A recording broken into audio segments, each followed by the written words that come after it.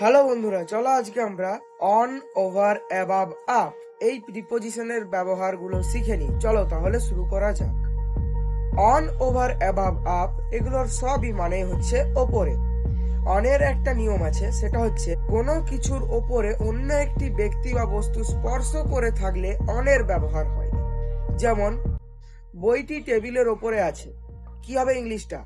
There is a book on the table. এবারে ওভারের ব্যবহার, এর মানেও ওপরে। এটা কি হবে গঠনটা?